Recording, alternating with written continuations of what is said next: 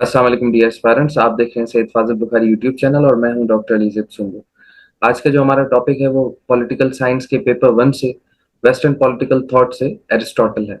अब last part में हमने जो है वो एरिस्टोटल की कुछ थ्योरीज को क्लियर किया था, जिसमें उनकी सिटीजनशिप की थ्योरी आती थी और स्टेट की थ्योरी थी, एंड एक दो और जो है वो पॉलिटिकल बैकग्राउंड से रिलेटेड उनकी कुछ थ्योरीज थी।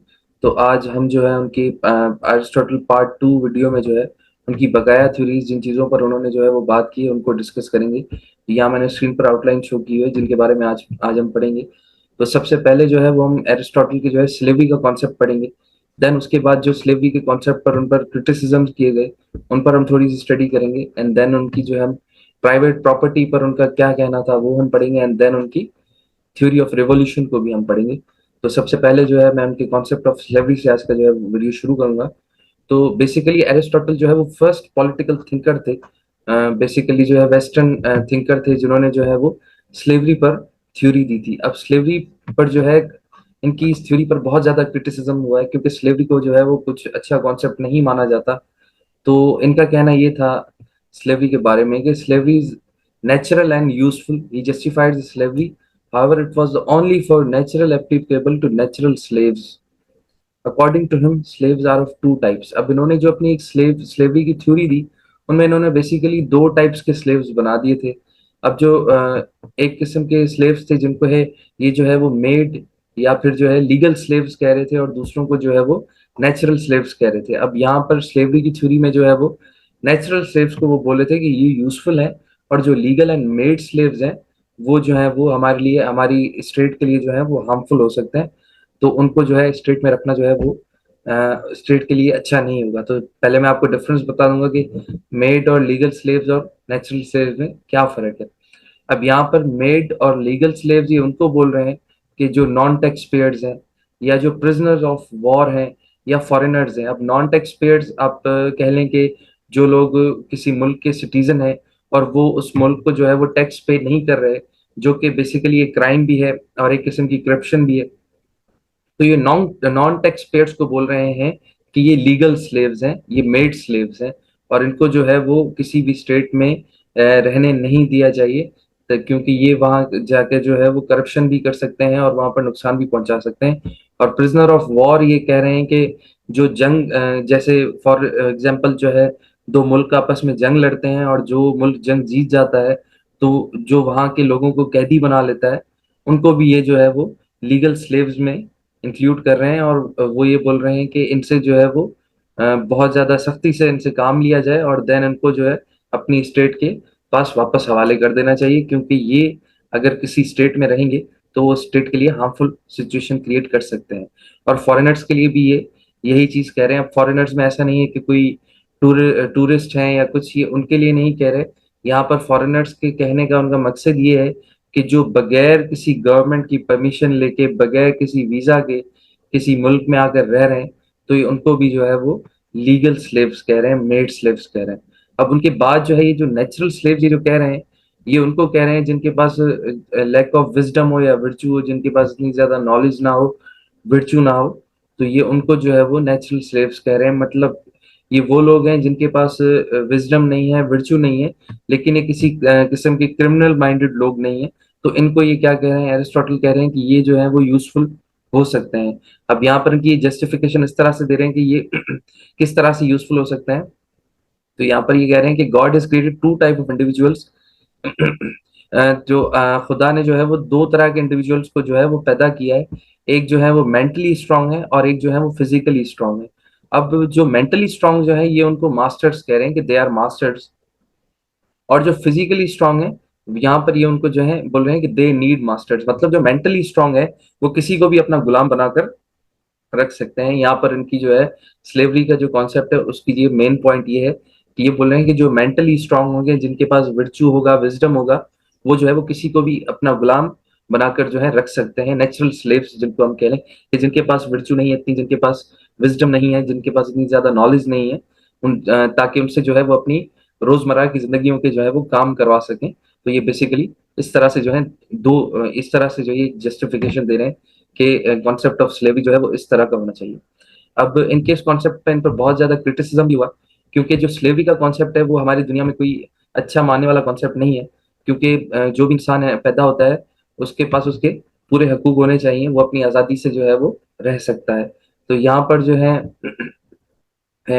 इन पर जो है काफ़ी किस्म के जो है वो क्रिटिसिज़म्स किए गए लोगों की तरफ से। तो यहाँ पर जो है इन्होंने जो ये क्लासेस बना दी, जो इन्होंने 2 तरह के स्लेव्स के इंडिविजुअल बना दिए कि 2 तरह के स्लेव्स होंगे, एक लीगल स्लेव्स होंगे और एक नेचुरल स्लेव्स होंगे। अब यहाँ पर उन्होंने जो है किसी का भी लॉजिक नहीं बताया कि किस वे में जो है इन्होंने ये 2 किस्म के जो है वो स्लेव्स बनाए। मतलब एक प्रॉपर थ्योरी इनकी जो है वो डिफाइंड नहीं थी, जिनकी वजह से जो है लोगों ने इन पर क्रिटिसाइज़ किया, क्योंकि जो है एक लॉजिक जो है वो इनकी थ्योरी में एब्सेंट था। और जैसे कि मैंने आपको लास्ट एरिस्टोटल की वीडियो में बताया था कि ये बहुत ज़्यादा मॉडर्निस्ट होने के साथ-साथ फैमिलीज़ के मामले में और प्रॉपर्टीज़ के मामले में बहुत ज़्यादा कंज़र्वेशन है। तो यहाँ पर भी इन पर यही क्रिटिसाइज़ किया गया कि his views on slavery reflects his conservation towards life. मतलब ये बहुत ज़्यादा कंज़र्वेटिव सोच रखते थे फैमिलीज़ के मामले में और स्लेवरी के मामले में, एंड देन जो है प्रॉपर्टीज़ के मामले में। तो यहाँ पर इन पर ये कुछ क्रिटिसिज़म्स हुए, जिन पर जो है इनकी जो है वो स्लेवरी की थ्योरी को आप कह लें कि वो रिजेक्ट किया गया है। अब उसके बाद हम आ जाते हैं, हमारा जो नेक्स्ट टॉपिक है वो Aristotle view on private property, के उनका जो है प्राइवेट प्रॉपर्टी पर क्या कहना था। अब एरिस्टोटल बेसिकली जो थे वो प्राइवेट प्रॉपर्टी को मतलब एक बोलते थे कि ये एक अच्छी चीज है, मतलब होनी चाहिए प्राइवेट प्रॉपर्टी। अब जैसे कि प्लाटो कह रहे थे कि प्राइवेट प्रॉपर्टी जो है वो डेंजरस है बहुत ज्यादा। अब यहाँ पर उन्होंने भी जो है एरिस्टोटल ने भी इसी तरह से अपना भी बताया कि प्राइवेट प्रॉपर्टी किस तरह होनी चाहिए। तो यहाँ पर ये कह रहे हैं कि private property is not evil but a source of motivation. अब ये कह रहे हैं कि प्राइवेट प्रॉपर्टी कोई बुरी चीज नहीं है, ये एक सोर्स ऑफ मोटिवेशन है। कि और उसके बाद ये कह रहे हैं कि private property provides evidence and recognition to the efforts of a person.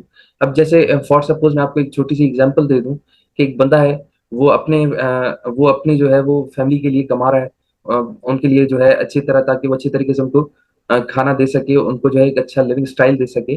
तो इसलिए जो है ये बोल रहे हैं, एरिस्टोटल बोल रहे हैं कि जो प्राइवेट प्रॉपर्टी है वो होना लाजमी। अब यहाँ पर जो है जैसे प्लेटो को अगर हम स्टडी करते हैं तो उन्होंने प्रॉपर्टी को जो है उनको उनकी जो उन्होंने प्रॉपर्टी की थ्योरी दी है वो बैलेंस नहीं है, प्रोडक्शन और डिस्ट्रीब्यूशन जो है उनकी बैलेंस नहीं है एरिस्टोटल के मुताबिक। तो इस पर जो है एरिस्टोटल ने कुछ अपने मॉडल्स पेश किए थे कि किस तरह की जो है प्रॉपर्टीज होनी चाहिए। तो टोटल बेसिकली वो 4 टाइप्स थे, 4 मॉडल्स थे, जिनमें से वो एक मॉडल को कह रहे थे कि ये सबसे बेस्ट मॉडल है, एंड जो दूसरे मॉडल्स थे जो उन्होंने जो है वो डिफरेंट बताए थे कि इस तरह के जो है वो प्रॉपर्टी के मॉडल्स हो सकते हैं, वो मैं जो है अब डिस्कस करूंगा आपके साथ।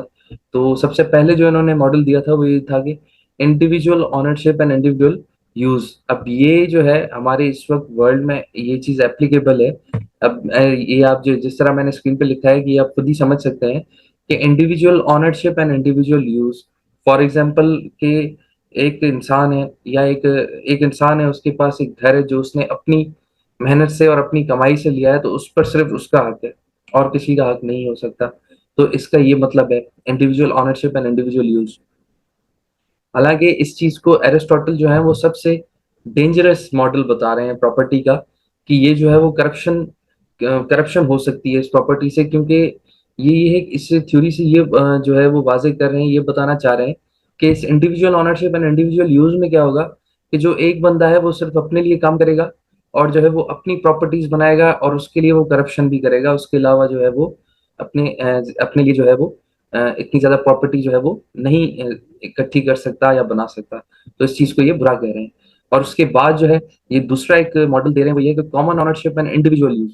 मतलब सब मिलके किसी एक चीज को ऑन करें और उसको यूज सिर्फ एक बंदा करे, तो ये भी पॉसिबल नहीं हो सकता। और उसके बाद जो इन्होंने तीसरा जो है मॉडल दिया वो ये है कि common ownership and common use. अब ये भी जो है वो इतना ज्यादा एप्लीकेबल नहीं है। अब इसकी मैं आपको छोटी मिसाल देता हूँ कि common ownership and common use से ये क्या कहना चाह रहे हैं। फॉर सपोज एक रोड बना हुआ है जिस पर जो है वो डेली बेसिस पे 100 और हजारों गाड़ियां चल रही हैं। अब वो ये है कि वो एक कॉमन ऑनरशिप है, वो जो है वो गवर्नमेंट की तरफ से एक रोड बनाया गया है, लेकिन वो सबकी यूज में आता है। अब फॉर सपोज वो रोड टूट जाता है तो कोई एक बंदा उस रोड पर चलने वाला जो है उस रोड को नहीं बनाएगा, वो बोलेगा कि सब इस रोड पर चल रहे हैं, इसको मैं अकेला क्यों बनाऊं। तो ये इनका जो है एक मॉडल है कि common ownership and common use, कि उस चीज को सब लोग यूज करें और उस चीज को सब मिलकर बनाए। तो ऐसा भी जो है वो पॉसिबल नहीं है। और उसके बाद जो चौथा जो है मॉडल दे रहे हैं वो ये कि individual ownership and common use. अब यहाँ पर individual ownership and common use को सबसे बेस्ट प्राइवेट प्रॉपर्टी बता रहे हैं कि जिससे जो है वो जो एप्लीकेबल है और जो फायदेमंद है किसी भी स्टेट के लिए। अब यहाँ पर इनके कहने का मकसद ये है, इंडिविजुअल प्रॉपर्टी जो है किस तरह उसको बेस्ट कह रहे हैं। अब ये इस स्कीम को जो है वो गोल्डन मीन के रूल से जो है वो सपोर्ट कर रहे हैं, जो मैंने आपको लास्ट वीडियो में बता चुका हूँ मैं कि गोल्डन मीन जो है वो क्या है। तो इस मॉडल को वो सबसे बेस्ट इसलिए कहते हुए है और source of motivation to hard work है, और जो है उसके बाद sense of generosity and charity create कर सकता है ये लोगों में, कि कोई एक बंदा जो है वो किसी चीज का ऑनर हो और वो सब जो दूसरे जो कॉमन लोग हैं वो सब चीज को यूज करें। अब यहाँ पर एरिस्टोटल जो है वो बेसिकली कमाई का जरिया जो है, सबसे जो बेस्ट जरिए हैं वो दो बताते हैं कि एग्रीकल्चर के जरिए हम जो है किसी भी स्टेट को स्ट्रॉन्ग कर सकते हैं, उसकी इकोनॉमी को स्ट्रॉन्ग कर सकते हैं। और उसके अलावा जो है दूसरी चीज बता रहे हैं वो ट्रेडर्स। और उसके साथ साथ जो है यहाँ पर उनका एक पॉइंट है कि also he favours private property but put some restrictions on the way of earning. मतलब ये जो है वो प्राइवेट प्रॉपर्टी को जो है वो फेवर कर रहे हैं, लेकिन ये वे ऑफ अर्निंग पर कुछ रेस्ट्रिक्शंस लगा रहे हैं। वो ये कि चार्जिंग इंटरेस्ट इज अननेचुरल, मतलब जो है चीजों पर एक चार्जेस जो है इंटरेस्ट जो है वो अननेचुरल है, वो नहीं होने चाहिए। और एरिस्टोटल जो है वो इंटर स्टेट ट्रेडिंग के फेवर में भी नहीं है।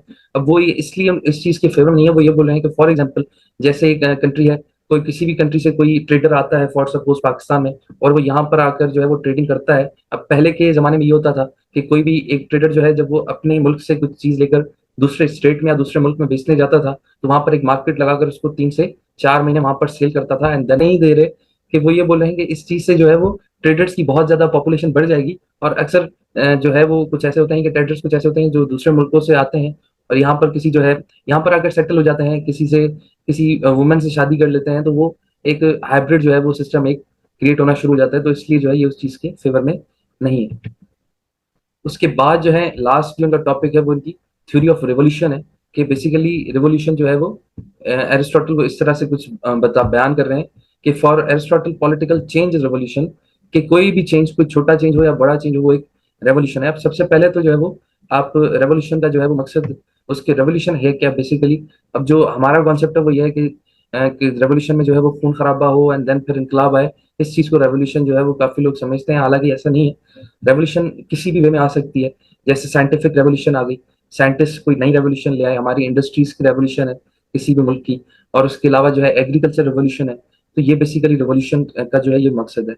अब यहाँ पर एक पॉइंट जो है इनका, जो मैक्से जो है बताते हैं कि मैक्से identified following causes of revolution at describe by Aristotle. Revolution के कॉजेज जो हैं वो एरिस्टोटल ने बयान किए हैं कि किस तरह से जो है वो इनकलाब जो है पैदा होता है। तो वो इनके कुछ पॉइंट्स हैं जो मैंने यहाँ पर लिखे हुए हैं। अब सबसे पहला पॉइंट ये है कि unequal distribution of offices, misuse of authority, injustice, immigration from outside, jealousy. अब मतलब ये बोल रहे हैं कि रिवोल्यूशन तब आएगी जब किसी स्टेट में इनजस्टिस होगा, मतलब किसी एक डिपार्टमेंट के बाद बहुत ज्यादा अथॉरिटी होगी, या किसी एक बंदे के बाद बहुत ज्यादा अथॉरिटी होगी, या जब एक क्लास जो है वो एक अमीर क्लास अमीर तरीन बनती जाएगी और एक गरीब क्लास जो है वो गरीब से गरीब होती जाएगी। तो फिर क्या होगा, जो गरीब लोग होंगे वो उन अमीरों के खिलाफ या उन डिफरेंट अथॉरिटी जो हैं जिनके पास अथॉरिटीज हैं उनके खिलाफ वो इनकलाब पैदा कर देंगे, रेवोल्यूशन को पैदा कर देंगे।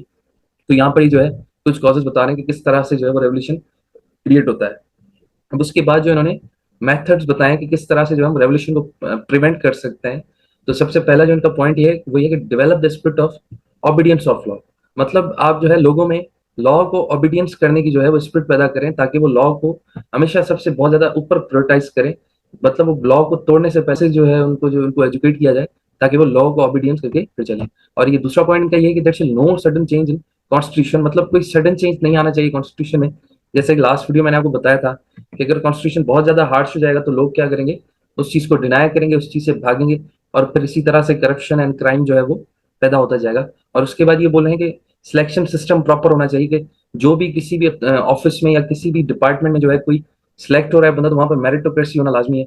और ये उनका जो फिर एक चौथा पॉइंट है वो ये है कि अवॉइड आउटसाइडर्स, मतलब जो बाहर के लोग हैं उनको जो है वो सिटीजनशिप नहीं दी जाए, उनको अवॉइड किया जाए, और पब्लिक का जो है वो कॉन्फिडेंस गेन किया जाए, ताकि वो जो है सपोर्ट करें, जो भी जितने भी जो है स्टेट को चलाने वाले लोग हैं उनको सपोर्ट करें। और उसके बाद जो है इनका जो लास्ट पॉइंट है वो ये है कि excessive authorities to different departments, मतलब किसी एक डिपार्टमेंट को बहुत ज्यादा अथॉरिटी दी जाए और किसी एक डिपार्टमेंट को बहुत ही कम अथॉरिटी दी जाए। तो ये जो है इस तरह से जो है वो ये इस तरह से जो है वो रेवोल्यूशन जो है प्रिवेंट हो सकती है। बट ये है कि एक्सेसिव अथॉरिटी किसी भी डिपार्टमेंट को नहीं होनी चाहिए, सबके साथ एक सिमिलर, सबको एक अथॉरिटी हो, सबके पास एक सेम पावर हो। और इस तरह से जो है कोई भी स्टेट जो है वो रेवोल्यूशन से बच सकती है। तो ये जो है एरिस्टोटल का एक लास्ट टॉपिक था, लास्ट एक थ्योरी थी जो उन्होंने दी थी as a theory of revolution. तो ये टोटल जो है वो टॉपिक था हमारा एरिस्टोटल का, जो मैंने लास्ट वीडियो में भी आपको बताया था। और बाकी ये कुछ टॉपिक्स थे छोटे से जो मैंने आपको आज इस वीडियो में क्लियर कर दिए। तो यहाँ पर जो है हमारा एरिस्टोटल का जितनी भी उनकी थ्योरीज थी वो सब खत्म हो गई। तो एंड में जो है कंक्लूजन जो है मैं आपको पढ़ के बता देता हूँ कि Aristotle's political philosophy is pragmatic and based on empirical approach. Thus, he is rightly said as the father of political science. Despite of some criticisms, he is appreciated by most of political thinkers. मतलब वो इतनी अच्छी थी कि आज भी appreciate किए जाते हैं। जो पॉलिटिकल थिंकर्स हैं हमारे, वो इनको आज भी अप्रिशिएट करते हैं। अब बार्कर जो है वो एरिस्टोटल के बारे में कहते हैं कि Aristotle methodology scientific, his work is systematic and his writings are analytical. तो ये एक छोटी सी कंक्लूजन थी जो एरिस्टोटल की थ्योरीज को पढ़ने के बाद हमने जो है वो निकाली। तो आज का हमारा टॉपिक यहीं पर एंड होता है। और एरिस्टोटल जो हमारे नेक्स्ट सेकंड हमारे जो पॉलिटिकल फिलोसोफर थे वो आज हमने एंड किया है। अब इसके बाद जो हमारा नेक्स्ट टॉपिक होगा वो मैकियावेली होगा, और इंशाल्लाह उसमें जो हम उनकी भी डिफरेंट थ्योरीज पर जो है वो जिक्र करेंगे। Thank you so much.